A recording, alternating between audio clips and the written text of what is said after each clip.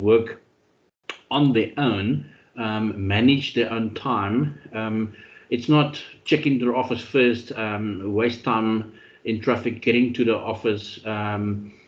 If we could go straight to our client, maybe we can see a client 8 o'clock or just after 8 in the morning already. If I go straight from home, it's easier. But now all of a sudden, your region becomes a bigger region, and it takes you a longer time to get there. And that's what the planning of different routes and the different patterns. There's 4 different patterns that we'll specifically address later on in this chapter.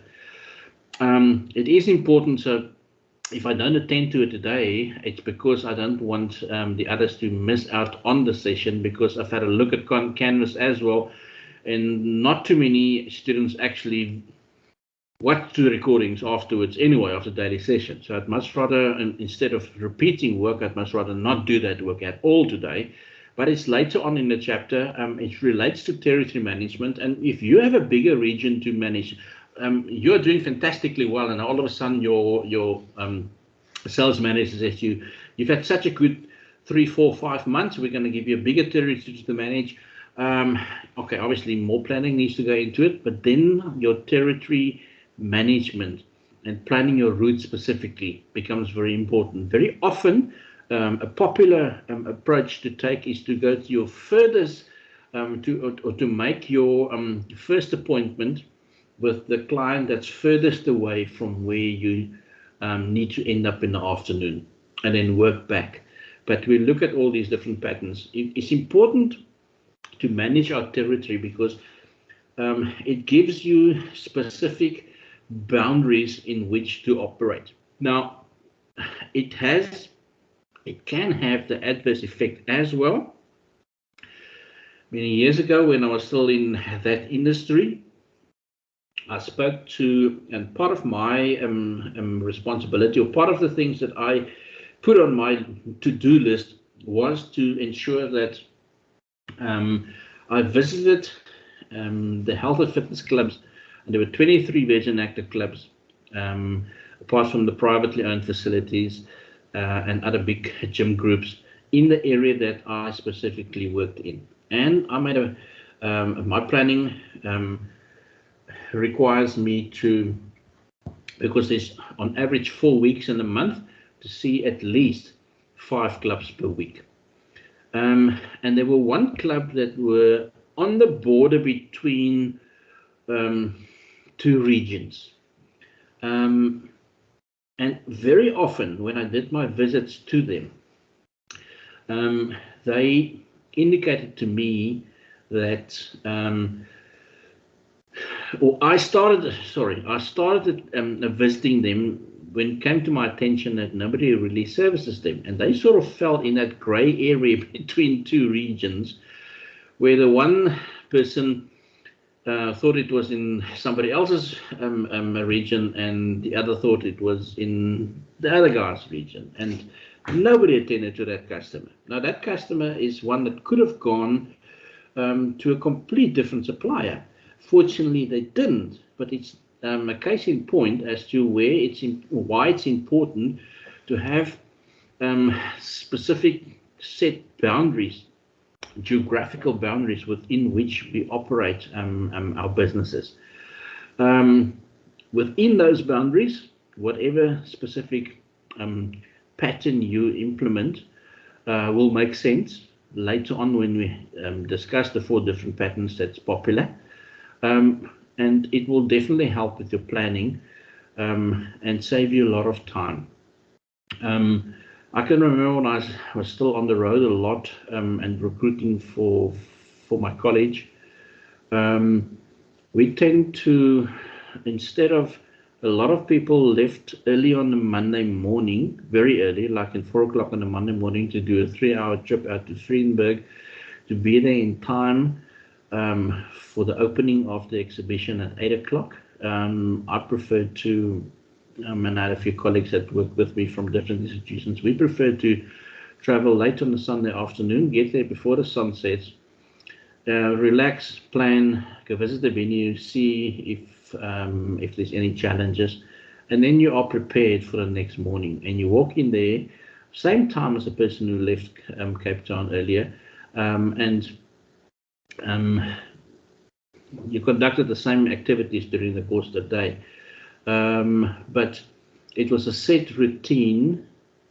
We did a clockwise and an anti-clockwise route alternatively. 1 year we did the clockwise route that you started on the west coast and then moved all the way through Uppington and came down through the Northern Cape, through Calvinia, down to Cape Town again. The next year we did the other way around, starting inland first and then moving through Uppington back towards the west coast and then down to Cape Town. So planning that is important, and that has that falls into this category of territory management. And it is important to do that because you don't want somebody else to work on one of your hot prospects or important clients or key accounts, as they also refer to, and then in brackets almost sort of steal your business. There need to be set boundaries, and in sales it's important that those set boundaries are set. And then also importantly is to ensure that those gray areas that fall between two regions, that a potential customer that you don't lose a potential customer because there's not clarity in who services that customer, that you don't lose them to a competitor. Because that can very often happen. Right. Why do we do territory management? Designing your territory is important because it ensures that you can cover the market effectively, that everybody gets to all the clients that you have to service and all the potential clients in your geographical area. It also ensures that there's that it's made very clear who's responsible for certain specific areas. So if something goes wrong and there's a complaint, you know who to go to and say, we've had a complaint from this particular area, customers not been serviced for more than 2 weeks. Then you know who to actually approach to follow up. It's like designating specific responsibility to a particular individual by allocating a certain territory to that individual. It helps with your performance measurements as well. It also reduces cost. If person A lives close to client A, why must person B go to client A if he's further away? Then person A or salesperson A should be servicing client A. It's going to reduce your cost. It also improves customer relations, and I can personally vouch for that because I know in the particular region that I operated, I got to know the managers in each of those businesses that I was servicing because they were seeing me every 4 weeks because I was working on 5 clubs per week in that particular group. So they knew every 4 weeks they're going to see me. Also, because of the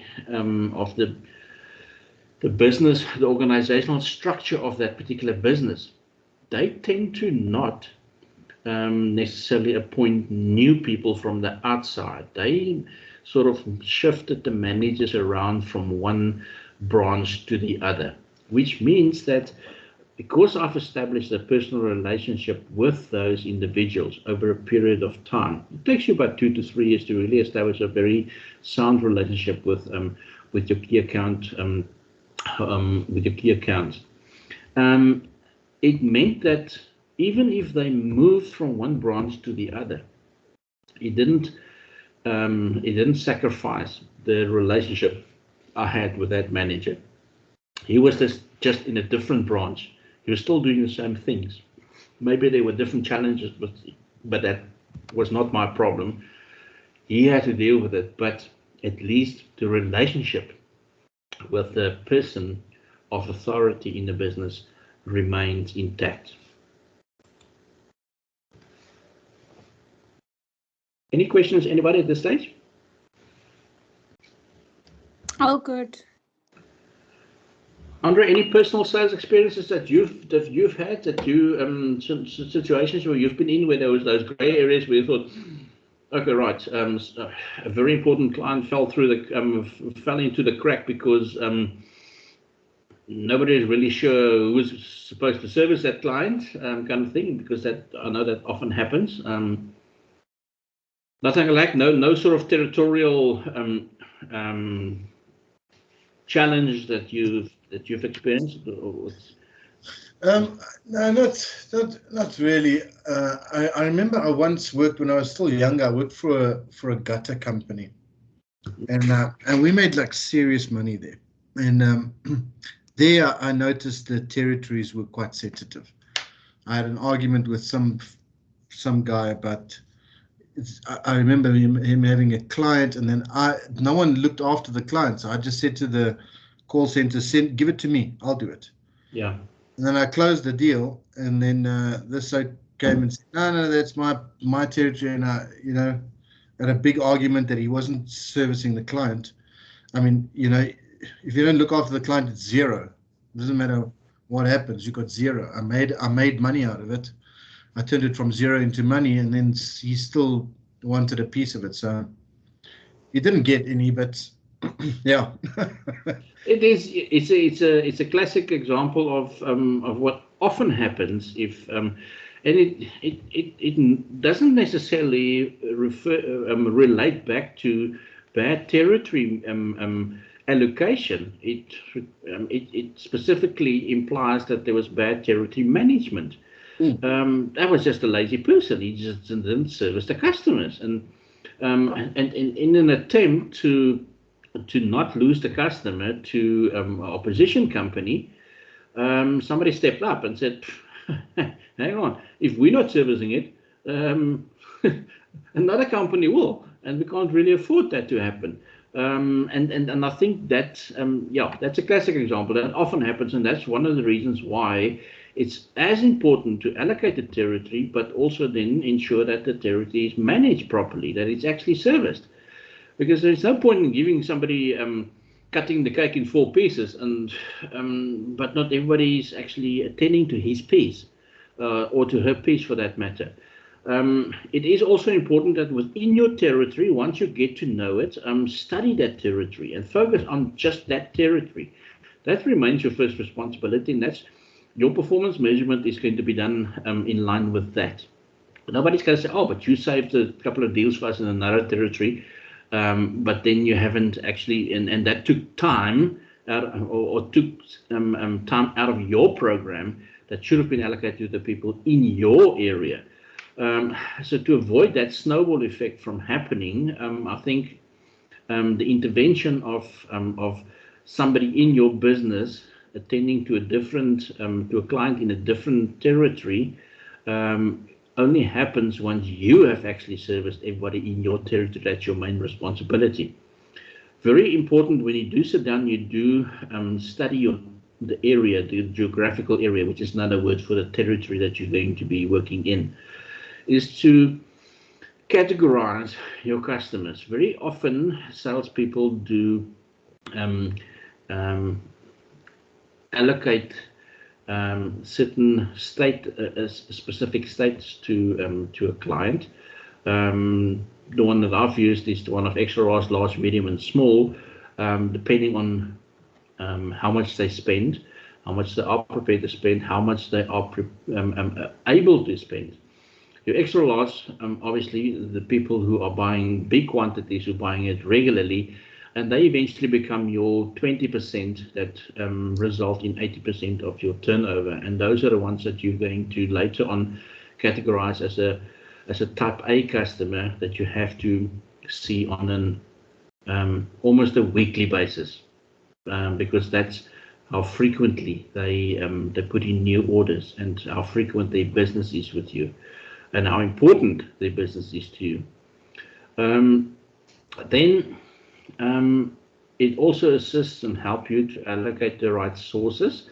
Sometimes that customer that is a 20% customer, the 80% customer, or let's say a AAA customer, has a emergency and they need additional service, which you are because you are tied up with other customers, your large, your medium customers in that same region at that point, you cannot do that. It's sometimes necessary to know who the backup resources are that you can actually rely on and refer them to, so the business is not neglected.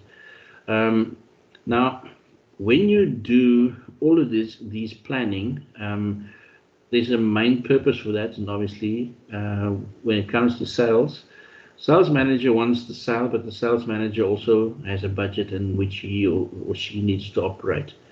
So whatever is needed to ensure that you can perform your service to that particular territory, samples, promotional samples that you need. And there's one thing that I always hated. I said, listen, guys, I went into the storeroom now. I saw there's only 5,000 brochures. You guys knew 3 months ago already that I'm leaving for a 2-week trip and I need at least 20,000 of these brochures. Then it becomes an emergency all of a sudden. Again, if you go back, and it's not a question of trying to find somebody to blame, but if the request was put in 3 months ago for a specific number of promotional material and is not being followed up, it's not been attended to, you as a salesperson, you are so absorbed in what you do that you don't check every day to see, have they arrived? Have you put in the order? When can we expect it?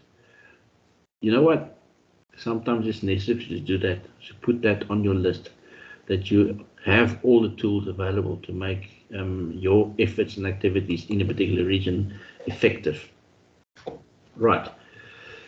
We'll finish with classification of customers.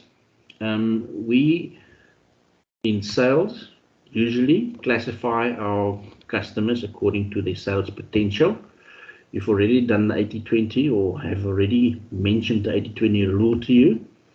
That 20% of the customers that will result in 80% of your sales, those are the ones that you will definitely have as an A account. And here we apply the ABC analysis, where the A account refers to those extra large accounts. Key accounts also referred to, or also called key accounts. Very profitable. They basically make your business run because they contribute so much to your company's turnover. At every given opportunity, you need to be able to service these customers. Your B accounts, also large accounts, they have the potential to become an A account holder. Also very profitable, especially because they have the potential to become an A customer. And they will become an A customer or A account if you service them correctly over time. Excuse me. You've got C accounts, also referred to if we do the large, extra large, medium scenario. Medium accounts, they have a lot of potential sales. Very often the business is a seasonal business, so they have good periods and they've got bad periods. They have the potential to become a B account, but there's not efficient consistency in that industry for them to at this stage get a rating as a B account. These are the ones that you will see at least on a monthly basis. And then you've got your D accounts, where, you know what, you're just doing it because they keep on putting in orders. It's not big amounts, but they still keep on doing it. But their contribution to the overall turnover of your business is not significant enough for you to go out your way. You will always service them. You will always attend to their needs, but they don't really have the potential to actually become a key account member or key account holder. if we, excuse me, if we look at the average working, if we say the average working days, 20 days in a month, it's roughly 20, 21, 22 maybe. You as a sales rep would make on average 4 to 5 calls a day, effective calls. I'm not talking about just picking up the phone and dialing somebody, doing cold canvassing.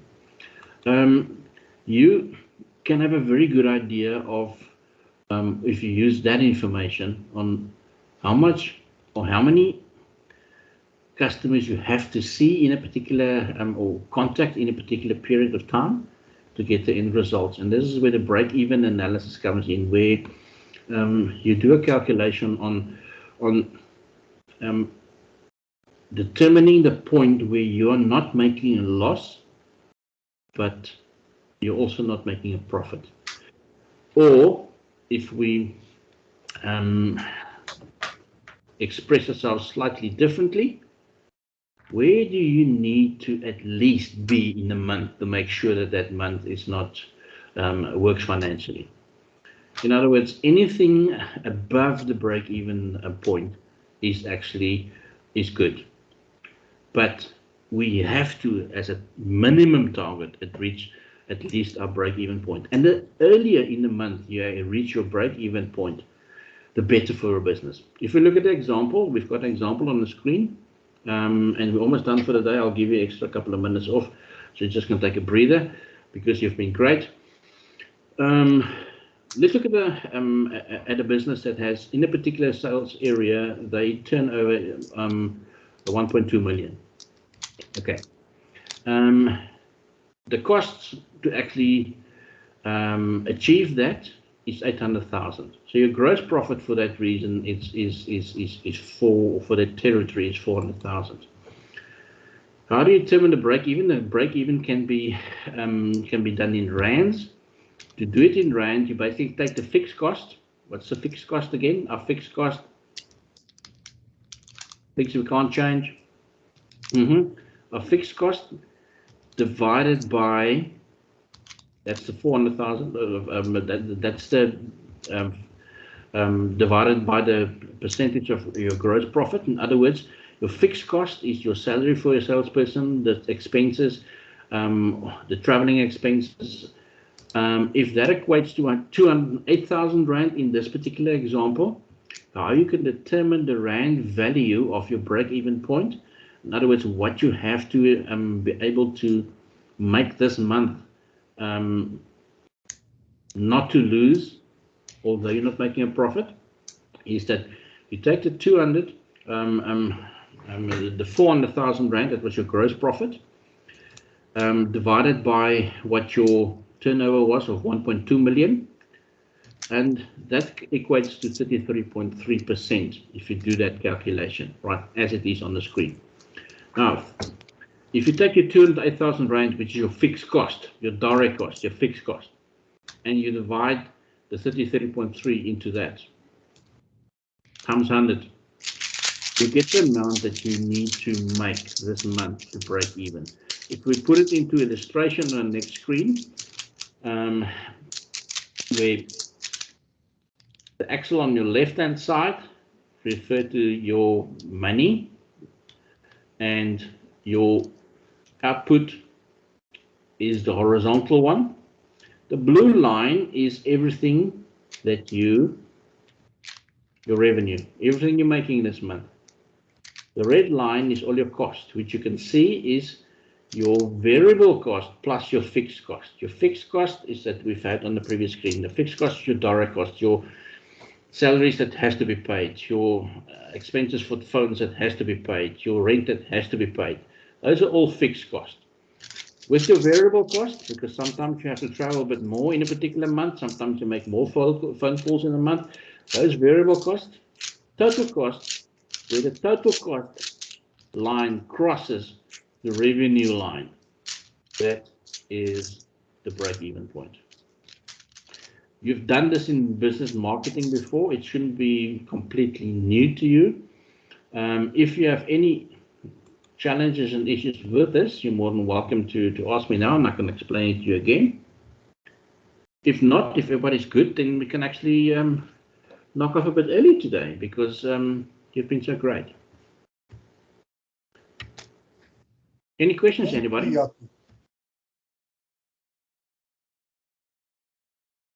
Dankie. Would you appreciate a bit of a discount on today's time? A discount. We'll take it. We'll take it. Yes. Okay, let's play a game here. Which I knew they were. Where's with? I didn't see the T's and C's. It's always negotiation, guys. Always negotiation. What have we learned up to this point? You need to negotiate the best deal out of it. Right. So which the I don't really mind. It's either way for me. None of this actually affects me. Given the opportunity to, okay, we at the moment we're going to finish 15 minutes, 12 minutes earlier. Let's say 12 minutes earlier than usual, or than the timetable says. Would you take 12 minutes now, or would you take 12% on your test? 12% on the test. Let's stay. Let's stay. Let's stay. Let's stay. 12 minutes on 12 points on the test.